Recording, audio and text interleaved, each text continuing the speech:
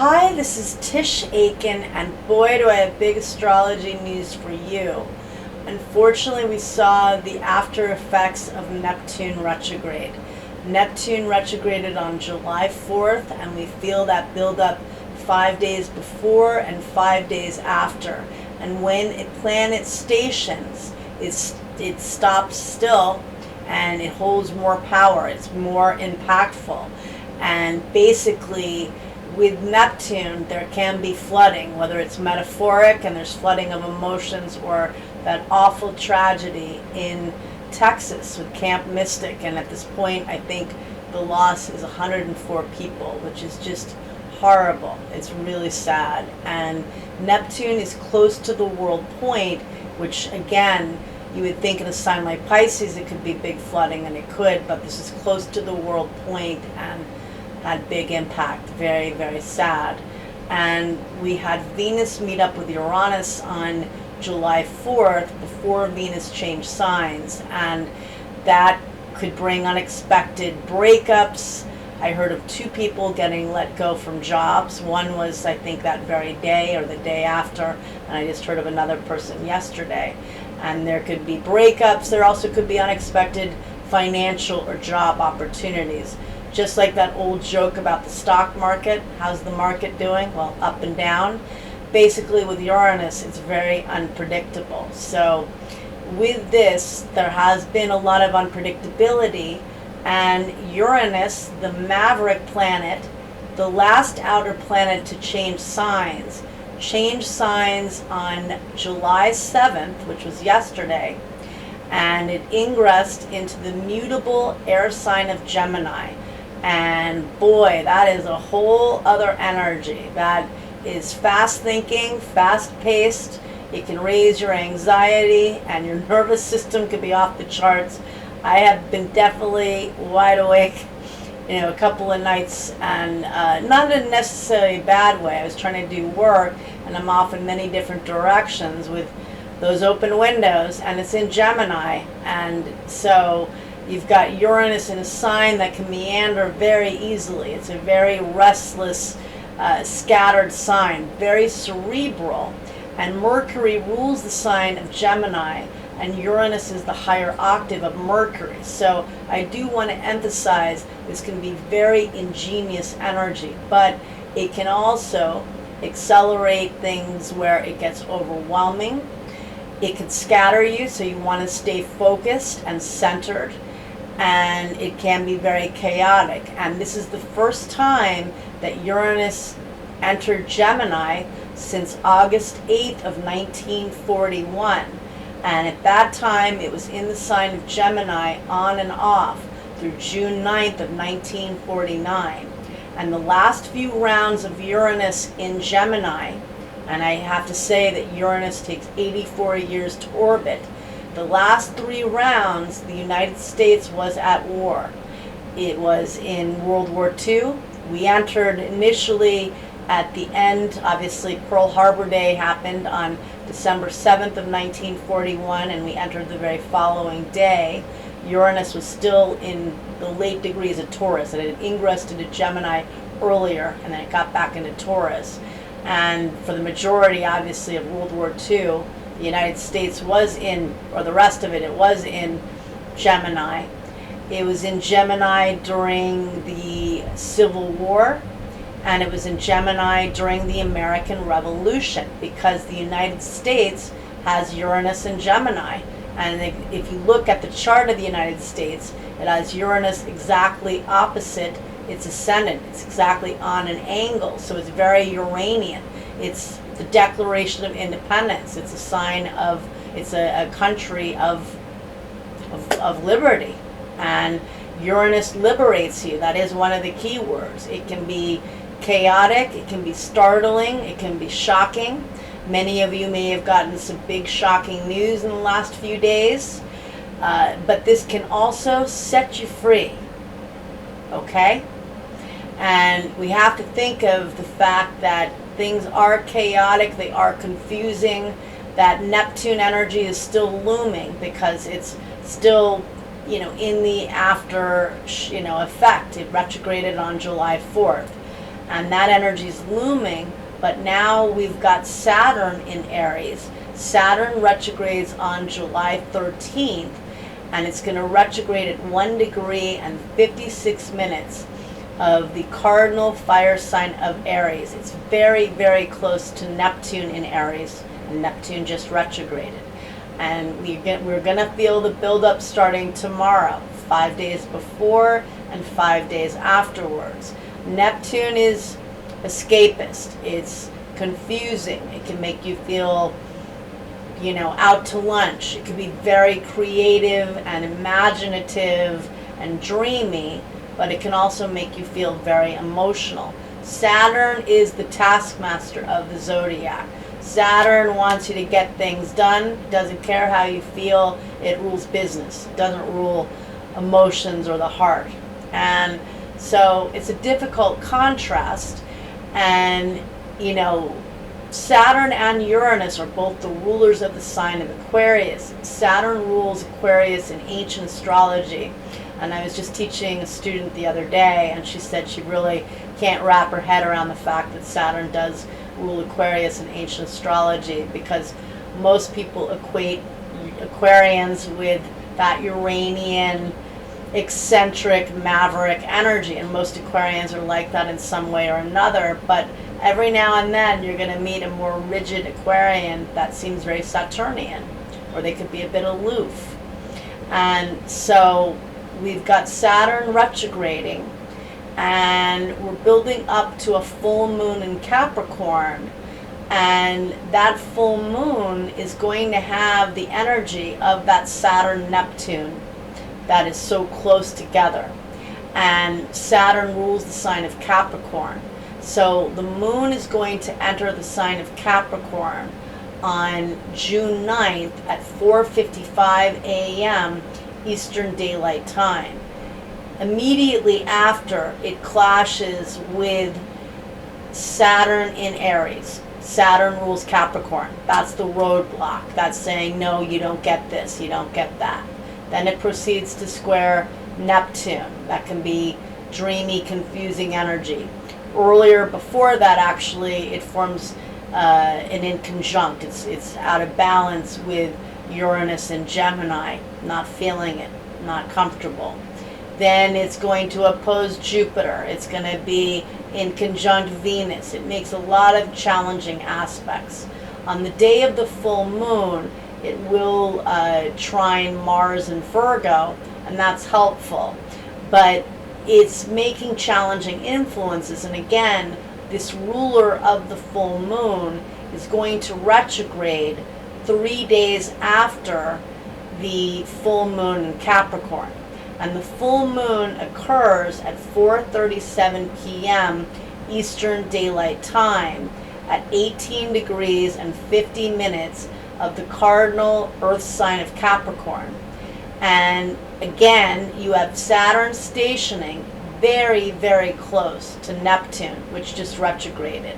And right now, none of us knows what that completely entails, what this story means. We've been working with these energies for a little while.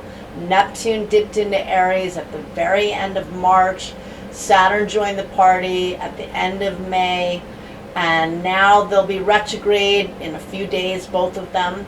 Saturn will return to the sign of Pisces from September 1st through February 13th of next year. Neptune will return to Pisces on October 22nd through January 26th of next year.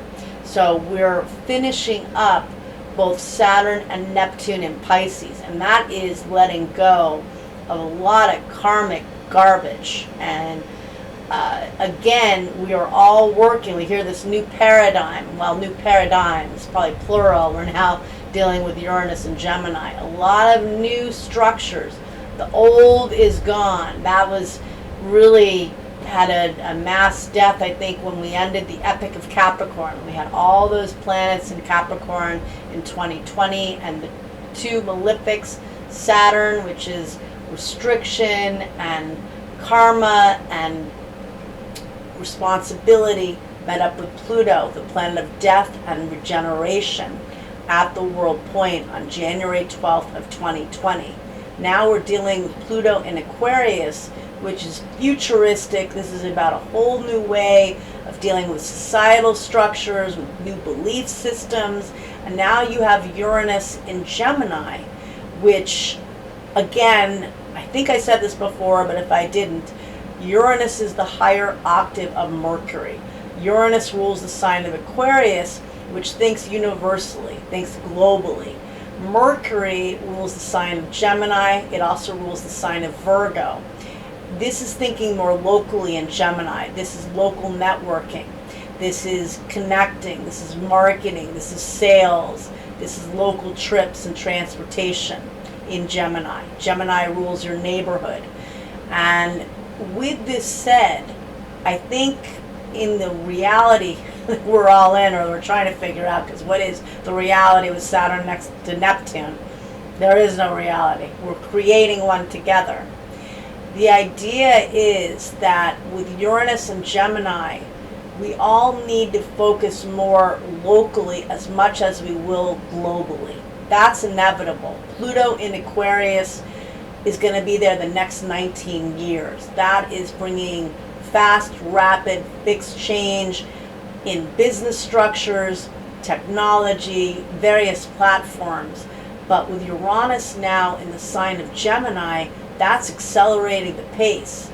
And it can be overwhelming. It can raise your anxiety. It can make you feel really stressed out and overwhelmed and scattered.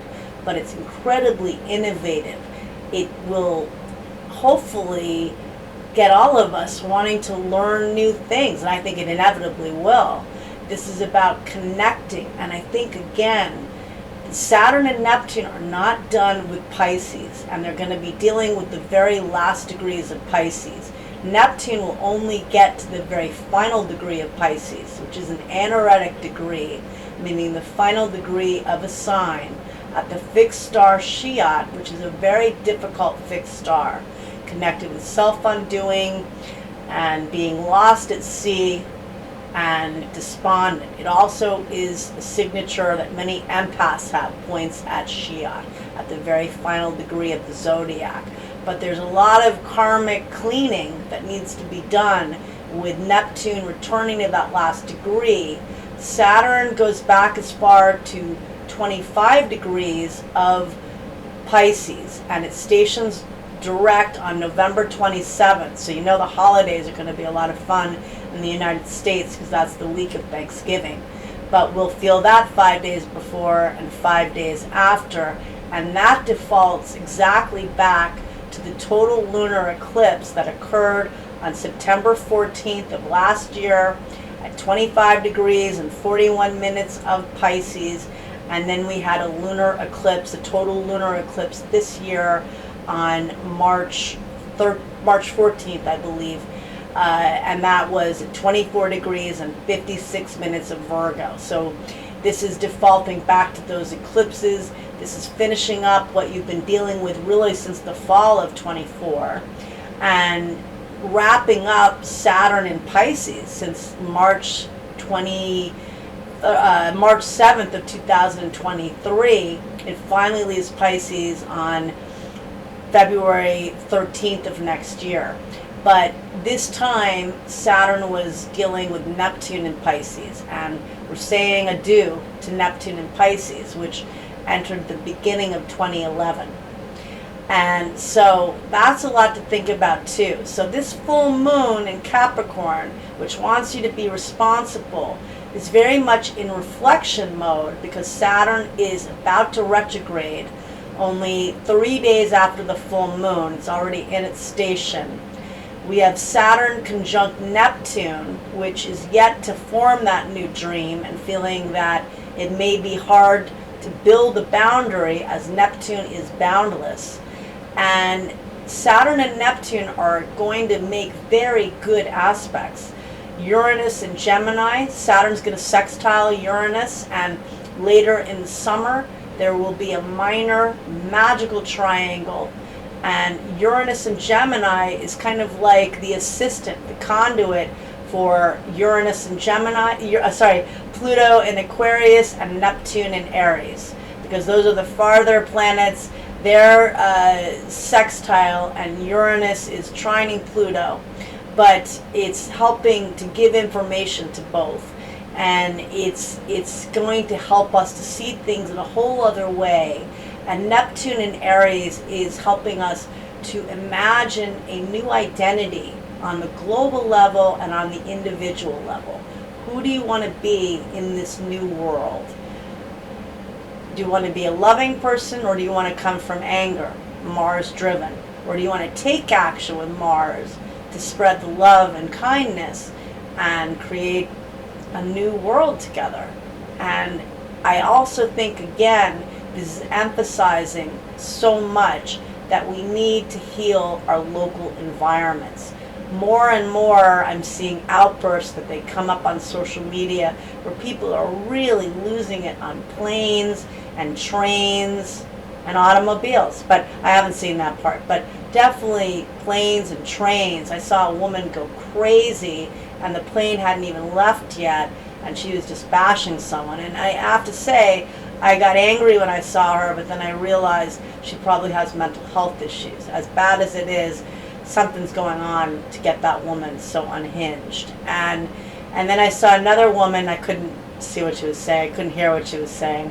That's always what I really want to know. And she was getting mad about somebody she was sitting next to on a train that wasn't even looking at her. So I don't know. I think that people have become really impatient. They've gotten angry. All of us. I'm including myself. I've become a lot more impatient in the outer world. And I think that as much as people are going out and doing things, a lot of people are becoming less socialized, less polite, less respectful. And with Uranus and Gemini, new ways to learn, new ways to think, but getting out locally, help innovate your local environment. So many places are losing their mom and pop shops, their restaurants. We need to keep the local flair, that creativity. And with Saturn and Neptune meeting up at the World Point next February at 0 degrees and 45 minutes of Aries, we can collectively create a new future. And in harmony with Pluto and Aquarius, and this is very magical. And Uranus and Gemini can be incredibly innovative and exciting. This is very exciting. But it also can feel overwhelming. So take your ashwagandha, chant, journal, meditate, do whatever it is for you to bring it down, bring that noise down. Reminds me of my cats, and yesterday I was trying to write and research. Not much of either got done because my cats are going nuts. I've been drinking a little more bottled water than I normally do, and I have one cat, the minute I open the bottle, he's like right up on the table. He's like a cap addict. And the minute they get the cap, and I started following with them too, and I looked as nuts as they did, and we were all playing hockey in my hallway, and I thought this is metaphoric of what we're all dealing with, in that it's chaos, we're going back and forth, and we're in a frenzy. And they wanted that bottle cap, man. Boy, do they want that bottle cap. But listen, hang in there. This is going to be another intense month. That's for sure. Uranus is moving really quickly, but we have Mercury retrograding on July 18th. It already entered its pre-retrograde shadow on June 30th when it got to 4 degrees and 15 minutes of Leo, which is where it's going to station direct on August 11th. It will retrograde initially on July 18th at 15 degrees and 34 minutes of the fixed fire sign of Leo. Now that's the world axis as well. 15 degrees of the fixed signs hits all of us. That also defaults back to the lunar eclipses on November 8th of 2022 and May 5th of 2023. So some stories come up with that. It's going to square those eclipses and set that off, maybe giving us more messages. This is a time to reconnect to what you love. Mercury in Leo, Leo rules the heart chakra, to be creative. And we had Neptune retrograde, we have Saturn retrograding this week, Mercury in the middle of the month. Eris, the goddess of discord, which is Mars' sister.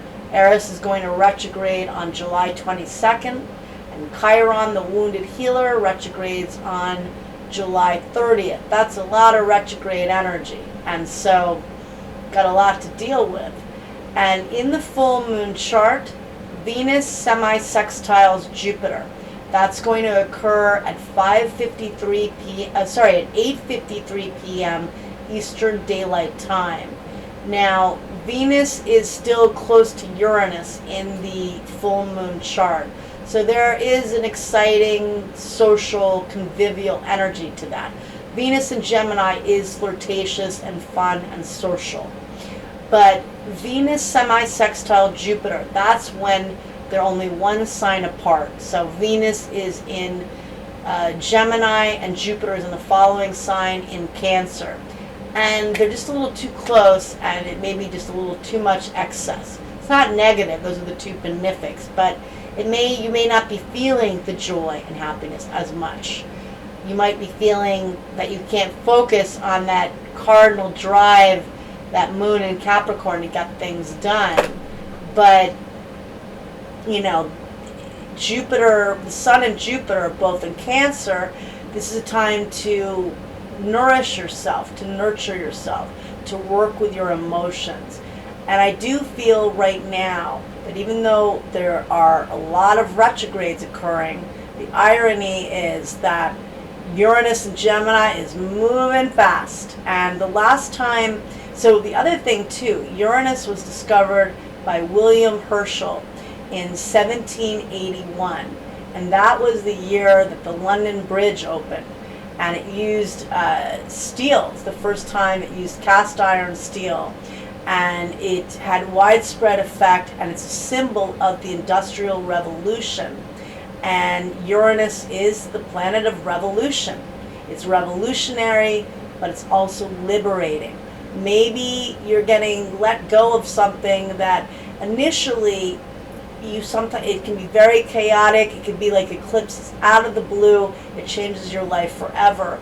But Pluto, Saturn, Neptune cycles, I think Pluto can eliminate things you need to deal with, but they can be very emotional and very painful. Saturn cycles also can be very karmic and restrictive. Neptune can be very confusing, where you find the lesson eludes you. Uranus can set you free. And Uranus may be shocking and chaotic at the time, but most times I've dealt with Uranus. It wasn't easy at the time I dealt with it. In some cases it was. One case I'm thinking of in particular, I was dealing a lot with home situations that were very chaotic, and that ultimately was the best thing that ever could have happened. And I really didn't get that idea until about a year after, and then I realized, or maybe a year and a half after, but it really ended up being very positive. So Uranus is like the Fool card. It's adventurous, and in Gemini, going out and checking out local new things. Take some new classes. Maybe you're writing. Maybe you're doing instant writing. Maybe you're taking an astrology class. Maybe you're studying tarot or Reiki. This is raising the frequencies. This is tapping into whole new ways of thinking and learning that we have no idea about yet. The platforms are accelerating already with Pluto and Aquarius, and now that Uranus and Gemini has joined the party, well, it's going to get exciting. So I wish you all a lot of luck, and take care.